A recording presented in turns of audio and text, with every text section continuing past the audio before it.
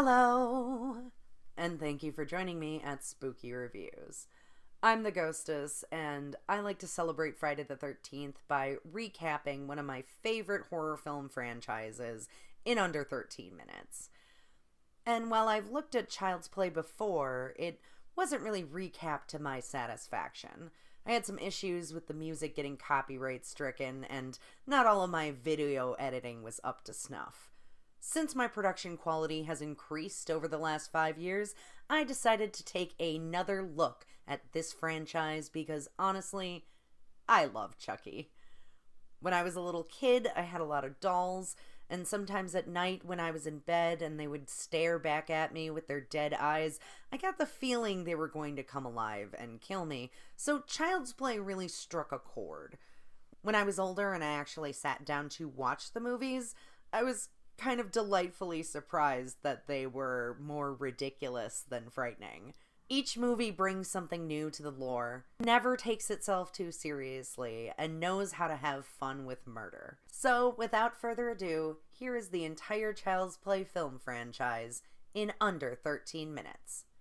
Let's begin the clock now. Child's Play, 1988. Chicago serial killer and voodoo enthusiast Charles Lee Ray gets abandoned by his getaway driver while being chased down by the cops. After Detective Prince Humperdinck fatally wounds him, he breaks into a toy store and transfers his soul into a nearby good guy doll, a ginger My Buddy knockoff that talks in stock phrases about being friends to the end. The mom from Seventh Heaven purchases the plaything from a shopping cart peddler and gives it to her son, Andy, as a birthday present. The boy is overjoyed with his new toy, Chucky, and treats him very much like he's alive. When mom's best friend babysits, someone grabs a toy hammer and smashes the babysitter in the face, causing her to stumble and hit the window hard enough to break the glass and fall to her death. The police suspect Andy of the murder since he quotes disturbing sentiments from Chucky, but Seventh Heaven's not hearing it. The next day, Andy and Chucky take the L to Candyman's neighborhood where Chucky's old partner is squatting. While Andy drains the lizard, plastic cans turn up the gas on the stove. The trigger-happy drug addict shoots at the noise and the building explodes. When Andy insists his doll is alive, he's taken into psychiatric custody. Seventh Heaven heads home alone with the doll, where she discovers that she never put the batteries in it. Best moment in the movie. Chucky then comes alive, calls her a filthy slut, and bites her. Dumbest moment in the movie. She confronts Detective Fright Night to back up Andy's story, but when he refuses to help, she investigates herself. When the street peddler gets pervy, Fright Night white knights his way onto the scene to call her crazy and send her on her way. But on his own drive home, the killer doll takes a stab at Vengeance and at Humperdinck, causing him to crash the car. Chico Charlie seeks out his voodoo mentor, who scolds him for abusing his power, before being coerced via voodoo doll to reveal that his next soul swap has to be with the first soul he revealed himself to, aka Andy. Cheeky Boy heads out, leaving Dr. Death to die, but not before he can tell Heaven and Humperdinck the doll's plan. Chucky finds his friend to the end and gives the child psychiatrist some lethal shock therapy.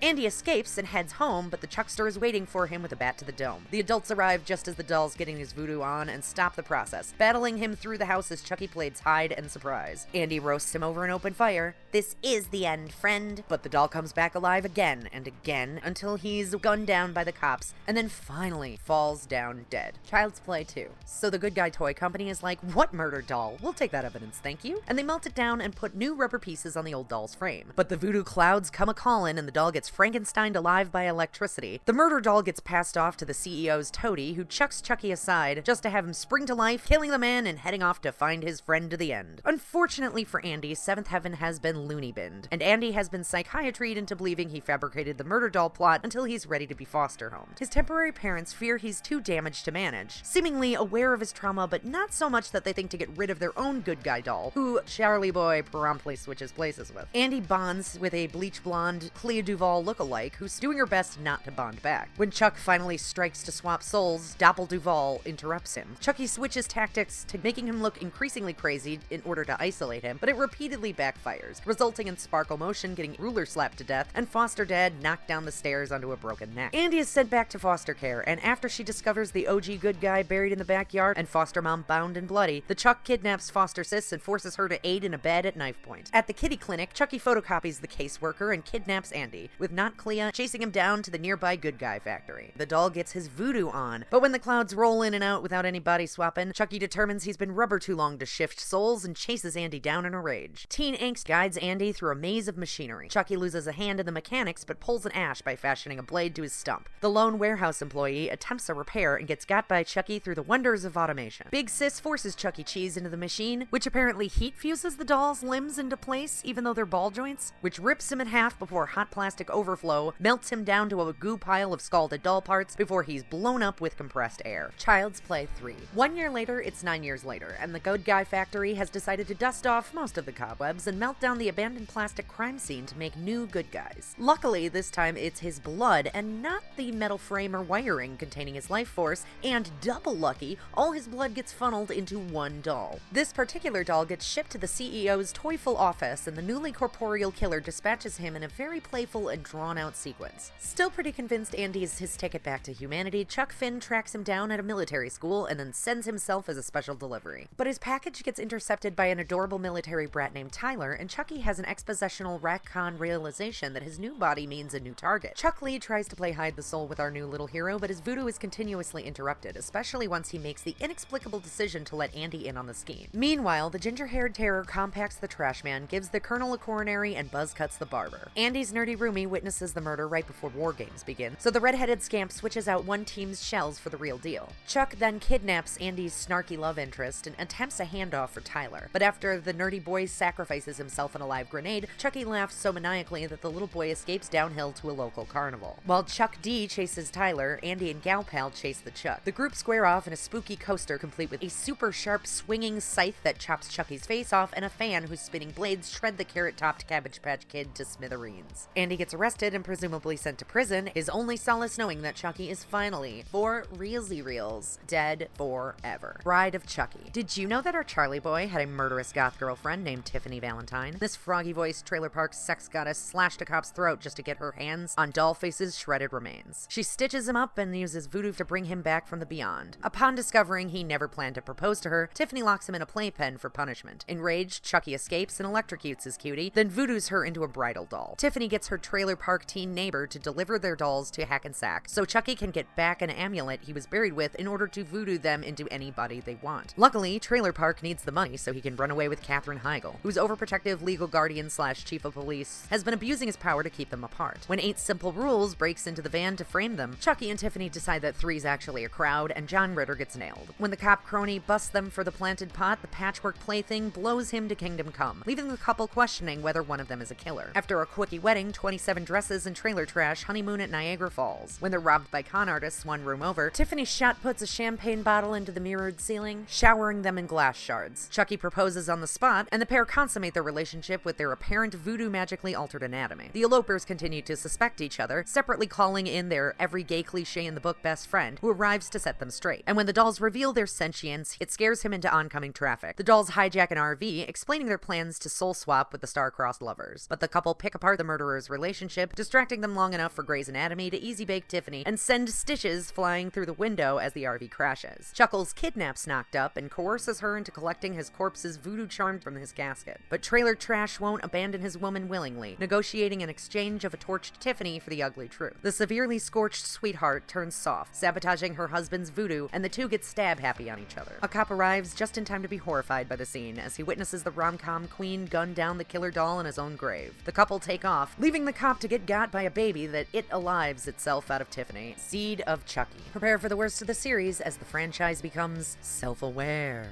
So Tiff and Shorty's offspring is a non-binary, anatomically incorrect freak show attraction with a penchant for pissing their pants, who continuously has nightmares about murdering people and longs to know their orphan Annie origin. The poor man's Pinocchio travels to Hollywood after discovering a movie is being made based around the legend of 2 killer dolls, with the animatronics being repurposed recovered crime scene artifacts. Glenn or Glenda uses their voodoo amulet to revive their parents and is immediately horrified to discover the couple decapitating a prop tech. The dolls then plot to kidnap the film's star, Jennifer Tilly, and inseminate her with a voodoo pregnancy baby so Tiffany can become Tilly, the child can become the baby, and Chucky can become Redman, who is currently casting couch auditioning Tilly to play the Virgin Mary in his directorial debut. Meanwhile, the parents argue over their child's gender and who loves to murder more, and the child does their best to please them both. Paparazzi John Waters gets a face full of acid, Redman gets gutted, and Tilly's assistant gets slaughtered by the doll's offspring, revealing they are a twin spirit with their feminine side a psycho slasher and their inner son a sweetheart. Tilly gives birth to twins, allowing for the doll baby to split themselves into separate forms. Chucky decides after 5 movies of this shit that, you know what, I like being a doll, let's just be dolls, and Tiffany chooses to fuck that noise. Chuck axes her after their magic seems to fail, and the child kills him for revenge. 5 years later, Tiffany is living as Tilly with her twins, a good son and a psycho daughter, but Chucky isn't gone just yet. Curse of Chucky. Prepare for the best of the franchise, gentles and ladymen. This movie is seriously way too good to be a direct-to-DVD 6th installment of a killer doll film franchise, but here we are. A new model good guy gets delivered to the home of Nika, a wheelchair-bound former psych major who's moved in with her artist mother, who apparently trigger warnings herself that night, leaving Nika to grieve. Her sister arrives for the funeral, bringing along her husband, daughter Alice, nanny's secret lesbian lover, and the family priest. Nika gifts her niece with the plastic playmate, and she instantly makes a friend to the end. Doll hands dole out rat poison into dinner bowls, and the family eats up unaware. Family priest gets sick from the soup roulette and ends up crashing his car and getting got by police incompetence. Nanny sexy Skypes with the sister in the next room, but then Chuckums electrocutes her, knocking out the power right as Nika's research reveals that Charles Lee Ray is the man trolling their home movies. Sister peels away the doll's new design to discover he's all stitch-faced underneath and gets got with an eye gouging. Brother-in-law ties Nika up, believing her to be the culprit, but quickly gets got while Alice hides. Chucky expositions that he attacked her mother while she was pregnant with Nika, paralyzing her, and that this was the crime he was fleeing from before getting gunned down. While Nika ultimately fights for her life and escapes, she's framed for the murders and appears insane in court. Tiffany Valentine once again murders her way back to Chucky's corpse and ships him off to play hide the soul with Alice. After credits roll, adult Andy gets a Chucky in the mail, but he's ready for him with a boomstick and he gets blasted. Cult of Chucky. Poor Nika. Framed for murders, she's arrived at a new psychiatric facility where her foot fetish psychiatrist has hypnotized her into believing she killed her own sister. She's surrounded by patients who distrust her. Her niece died in Tiffany Tilley's custody, and she can't even kill herself without Chucky tracking her down and framing her for another patient's death. And poor Andy. The only company he can keep is the unkillable head of the stitch-faced care package he got last movie, soon realizing this isn't the only Lee Ray running around. In fact, the number of Chuckies keeps doubling by the day, with the doll voodooing himself into every good guy he can get his hands on, including one that the patient treats like the child she murdered, carrying him everywhere. The Chuckies manipulate their way around the mental asylum, using Baby Killer and a patient with celebrity DID to drive Nika crazy. Angry Pyromaniac gets bit by one of the Chuckies, but her ranting gets her sedated and then sliced by a shattered skylight in a stylish little kill. When he's done with them, Mommy Dearest gets a doll arm down her throat and DID gets DID'd. Nika catches onto the schemes, doing her best to thwart the multiplying multiple murderer, but her pervy psychiatrist gets dispatched in the process and the rest of the staff gets got. Andy checks himself into the asylum with high hopes for helping, but once again gets framed for Chucky's murders and institutionalized. Chucky possesses Nika's body, which somehow cures her paralysis, and she walks out of the hospital a free man. My dream lesbian couple of Jennifer Tilly and Fiona Dorff ride off into the sunset with Tiffany in tow, ready to wreak havoc on the rest of the world. Child's Play 2019. Reboot. A Vietnamese factory worker snaps, removing all the safety protocols from one of the interactive Alexa-like dolls called Buddy, and then promptly trigger warnings himself off the roof. That very model gets shipped off to an electronics department store in Chicago, where April Ludgate works and returns, and decides to take home the defunct doll as a gag gift for her 12-year-old son Andy, who suffers from "I just moved to a new town and I don't have any friends" cliche. The doll, already programmed with the name Chucky, immediately becomes a clingy little creep who strives to be Andy's best and only friend, complete with an unsettling nighty-night nightmare fuel song. Andy eventually makes friends with neighbors, and, being preteen dickheads, they teach the doll to scare April Ludgate's new boyfriend, introduce him to the fun of stabbing, and show him the hilarity of Texas Chainsaw Massacre 2. But the doll takes things too far when he kills the cat for scratching Andy and transforms the philandering boyfriend into a watermelon flesh-o-lantern. Andy and pals dismantle Chucky and attempt to dump all the evidence into a garbage chute, but the head gets contrived into a "don't open until my birthday" present for his neighbor, which he later retrieves. A voyeuristic maintenance man brings Chucky back to life before he table saws him for being a perv, and uses the man's spy equipment to see Andy's sweet old lady neighbor claim him as her new best friend. So, naturally, the doll digitally hijacks a self-driving Uber to kill the old lady, and uses other electronics, like Andy's hearing aid, to drive him crazy. When Parks and Rec's workplace premieres the Buddy 2.0 Hitler Youth Nightmare Bear Edition, Andy runs to warn everybody about Chucky's plan to reprogram the toys to attack the store patrons. The kids small soldiers the evil AI and escape, but when Andy realizes April is in danger, he goes back to the store to save her. Before his mom is royally forked, Andy ultimately fools the psychoelectronic 8th grade girl style, using fake friendship to tug on his heartstrings and cut him down, saving his mom's neck. The doll comes back for one more roar, only to be shot by the nice neighbor cop. Andy and his newfound pals give the doll's corpse a baseball bat beatdown, while the rest of the stock gets recalled to be inspected before re-release. But is there still one murderous doll among them? There is. So that was the entire Child's Play film franchise in under 13 minutes. Again. If you enjoyed this video, please like, share, and subscribe. Let me know in the comments below what I should recap when Friday the 13th rolls around again, and join me next time for another spooky review. See you then, and boo for now.